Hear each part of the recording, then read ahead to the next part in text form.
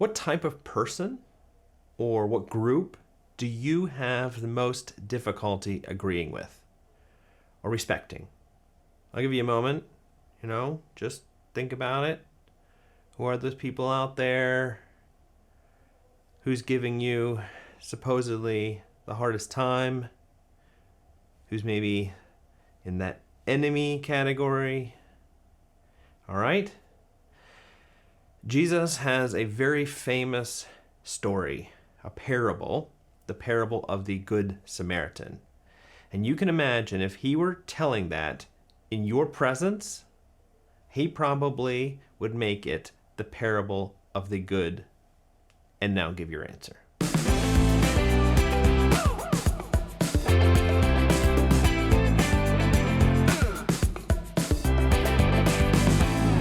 Hey everybody, welcome to the Sanctus Forum. I am Michael Stewart Robb, better known as Mike, and I would love for you to know that there is more to Sanctus than just videos.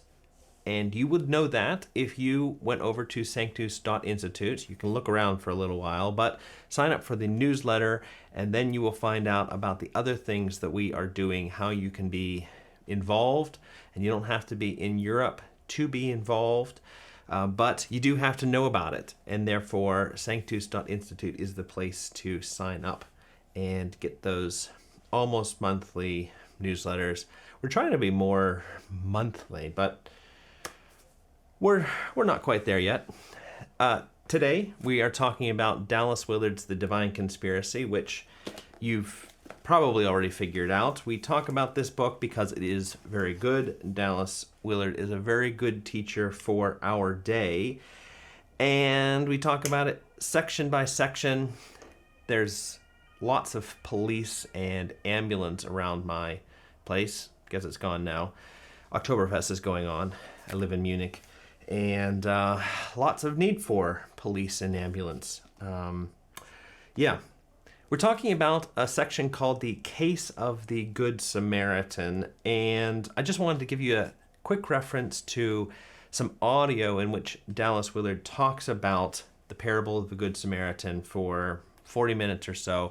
You can find that over at conversatio.org. I'll put the link in the description as well as on the screen. This is a part of a whole series on the parables. You may have seen a book that came out from it, but this is Dallas Willard, unedited, speaking for 40 minutes about a really good parable. Probably much better than what you're going to be getting from me. Now, what he doesn't say in that is what I have been saying here and what he has been saying in this book, which is that Jesus teaches concretely. That means he teaches using the ordinary, using everyday life. We talked in a video a while back about how the organization Renovari adopted a brand new stream, and they called it the incarnational stream or the sacramental stream because it has to do with taking the things of everyday life and putting them, seeing how they are in the service of God. And one other reference to that I'll give you is in this Dictionary of Christian Spirituality. Dallas Willard has an article on Jesus, and I think this is his most straightforward statement about that. He says, the spirituality of Jesus Christ was in that precise sense incarnational. And you can find this also online at conversatio.org. The title is just Jesus. The whole article is about how Jesus's life, his spiritual life, what he passed on to people was an incarnational, and you can say sacramental, ordinary, everyday. That's what he did. So, and that is what Dallas Willard has been trying to impress upon us with respect to Jesus's teaching style.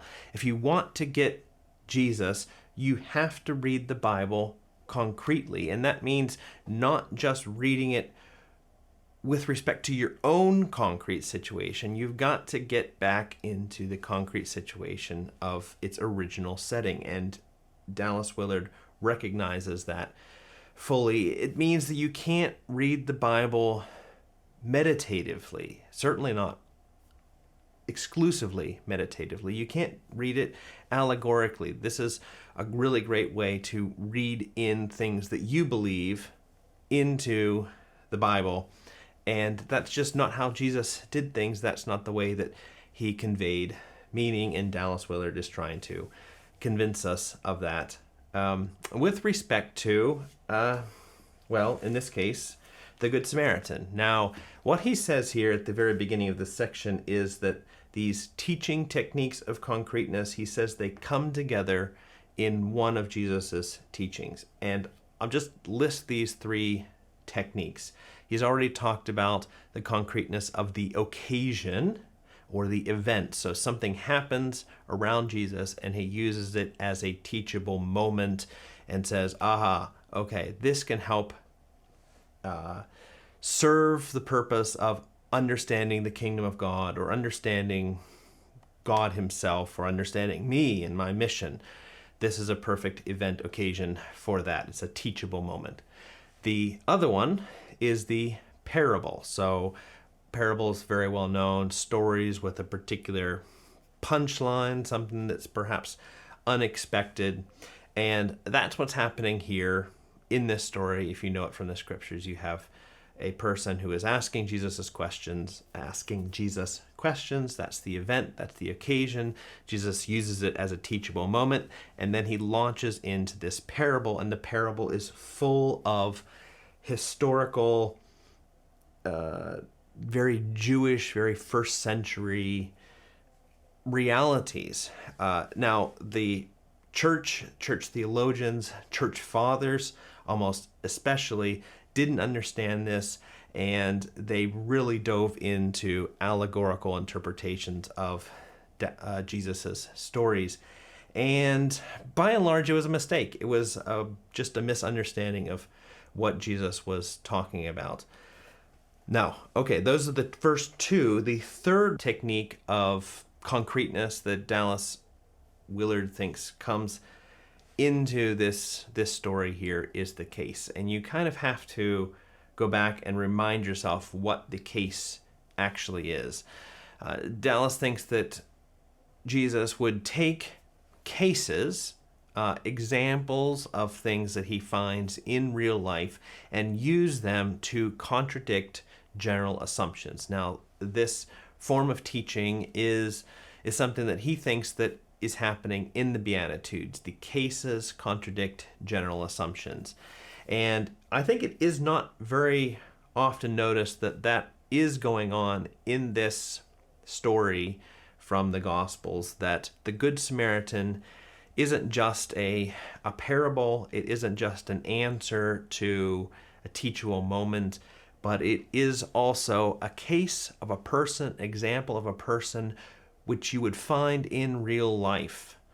The Samaritan was that group, at least one of the groups, which the Jews would have a very difficult time respecting, agreeing with, and therefore it's helpful for Jesus's point to say, hey, but there are cases of these people doing things which are appropriate for somebody who's connected with God. Now, we're going to be talking about that more in the next video. That's really where Dallas Willard unpacks this idea. But just think about those groups, that type of person that you have difficulty agreeing with or respecting, and think about, well, maybe there are some cases of these people who are connected with God and are doing the right thing nevertheless. And maybe that means that general assumption that you might have isn't true.